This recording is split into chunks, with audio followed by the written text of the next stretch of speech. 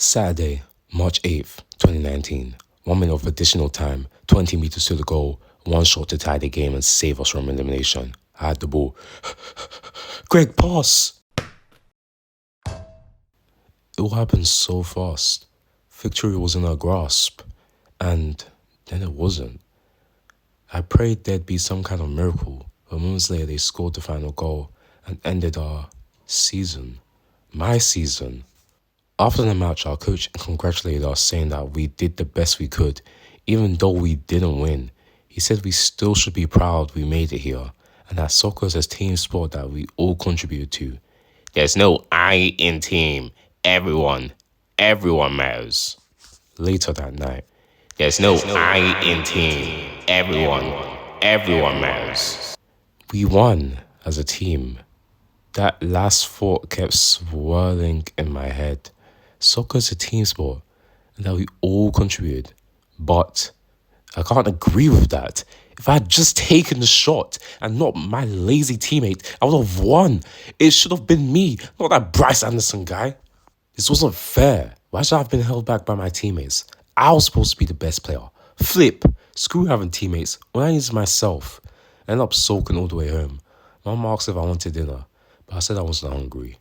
In my room, I made a decision. I'm quitting football. Sunday, March 9th. When I woke up that moment, I immediately went to tell my parents that I didn't want to play football anymore. But before I could say anything, Dad handed me a letter addressed to me. I looked at the address and it was from the National American Soccer League. Dear Greg Heffley, you have been selected for a new experimental program for us on the American U20 football team. Unfortunately, we cannot share any more information with you in this document. You are expected to go to the National Sports and Athletics Association Center in Minneapolis, Minnesota. Travel expenses will be paid in advance for those who sign this document. You are to then email the person at the bottom of this letter for you to be allowed into the event. Must be done before the stated date at the bottom. At the center, you will be shown and explained to the contents of the program. The consent form is on the back of this paper. Please read through it carefully and sign with full name. From National Sports and Athletics Association. This could be my chance. This could be my miracle. I don't know why or what they want from me, but this may be my last chance to play soccer, to chase my dream. Without a second thought, I signed the paper. Mom and Dad were happy for me, and they were even more happy that they didn't have to pay for travel tickets. So with a click of an email, and the passing of a few weeks, my story began at BLUELOCK. What a little title drop. Monday, March 17th. Today was the day I arrived in Minneapolis. To say my ride there went smoothly would be an understatement. Oh shoot! Did the flipping wing just break off? What the heck? I have to say though, the NASA Center, oh my days, I almost said NASA. The NSAA Center was way bigger than I remembered. It was like double the size, and it was in a weird pentagon shape. I looked around and it didn't seem like I was the only person invited. I didn't really recognize many of them. Only a couple of players from my state and some other players who won national tournaments. However, someone recognized me. Hey, you're Greg Heffley, right? It was Bryce Anderson. Now, I know what you're thinking. Flip this guy. He saw my victory. But realistically, I can't blame him. We were opponents, and he just wanted to win. The person I blame is my teammates. Honestly, it's a little reassuring to know someone else here. We talked for a bit, and he actually said that he thought I was pretty good at soccer, so that felt good to be vindicated. A little while later, we were let inside. I wasn't too sure what to expect, but I came here for a reason, and I wasn't going home now. Hello, my unpolished rocks. I'm sure you're all wondering the same thing. Why a bunch of noobs like yourselves are here? Well, let me explain. My name is Ego, Campachi Ego. Here at this facility, I'm going to break you open and turn you into the world's best football striker in order for America to win the World Cup. With the help of the NSAA, I've been allowed to make my own personal calling games called BLUELOCK. Did you just say Blue Rock or Sock? Calling games? Who are you? Oh, and did I forget to mention there can only be one striker, So the rest of you will all go home and be forever banned from all American World Cup teams. So if you want to go down history, step through the door. You can't be serious, right? If I get eliminated from these games, no, these culling games, my chance of being on the American World Cup team is gone. That can't be legal. There's no way they can do that. And it seems a lot of people share the same thought. Who do you think you are? Boo, boo, boo. Who really is this bomb? You can't do that. Where's the commissioner, eh? That's crazy. Shut up. If you don't like this game, then go home. I don't want players who don't understand the basics of soccer. At soccer's core, all that matters is that you score more points than your opponent. As a striker, you can only rely on yourself to score. This is an egotistical sport. I'm sure some of you here have been in the exact situation where they needed to do that. You need to ego to become the best. Rely on yourself? Egoism? Do you honestly think that will change anyone's mind? I am a striker! Flip it. He's right. I lost that game because of my teammates, and I refuse to let it happen again. I need to learn to rely on myself and only myself. As I ran past the guy on stage, I looked back and that other people started to follow me.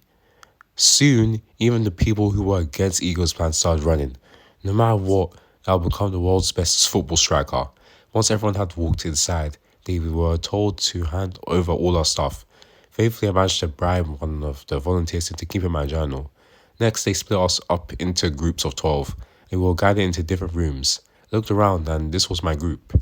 Damn, I can pretty much tell who's going to be who for, well, who's going to represent each certain BLUELOCK characters in the actual actual anime. Rowley, what's up? Man, I haven't seen you in forever. You too, man. This was my friend, Rowley Jefferson. We used to be best friends in middle school, while his family moved to a different town. Luckily, we both played soccer, so whenever our teams met, we got to hang out. Tuesday, March 18th. Today was our first day at BLUELOCK, and it was probably the most intense day of my life.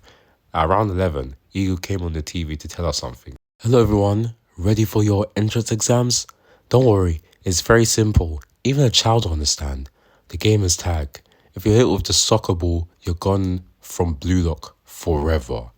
That's right, the person who touched the ball last would be eliminated. Once he said that, everyone was extremely nervous. Everyone, but one person. Why are you all so nervous? Just a little tiny baby ball, guys. Here, I'll get us started. Freckly touched the ball, intentionally. We started to scramble around, trying not to get hit, but that psycho had it out for me. As he said, the monster wants to try Greggy flesh. He proceeded to do this.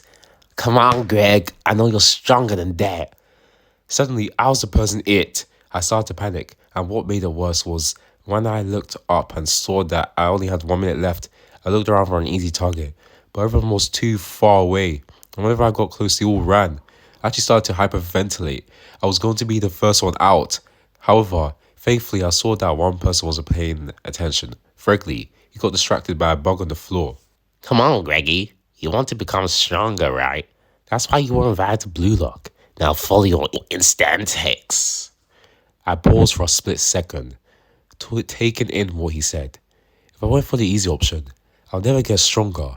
I need to follow my instincts as a striker. Uh-oh. Whoa. Ugh. In a matter of seconds, it was all over. The ball slammed into Bryce's face just as the time ran out. Everyone kind of just stood still for a while. We were all shocked that an entire thing just happened. But after the shock wore off, I realized what I just did. I eliminated Bryce from BLUELOCK, and his response wasn't too kind. Why? How? How was I eliminated first? I won the regional championship. I was way better than any of you. Bryce started to rant about how this game is challenged and how it has nothing to do with soccer, and that he didn't believe his career needed to end here. He even started saying that we were nothing but trash compared to him, and yap. Suddenly, however, Eagle came back to explain something to Bryce. It has everything to do with soccer, numbnuts. That room you're in is the exact same size of the penalty area. If you can't dodge a ball from your own teammates, imagine the chaos you'd cause the field. The fact that you didn't even move after you were hit is proof of that. I don't want strikers like that. Now F off and get out. And so I could see Bryce's eyes turn red, but he managed to bite his lips and walk out, but not before giving me a death glare. I felt pretty bad about eliminating Bryce, but it's just how life is. It's a dog eat dog world, man. Ego then said we had a break until 1 p.m. and then after that we would have to train for a couple of hours the next 5 days. Safe to say that wasn't the best news to hear after what I went through.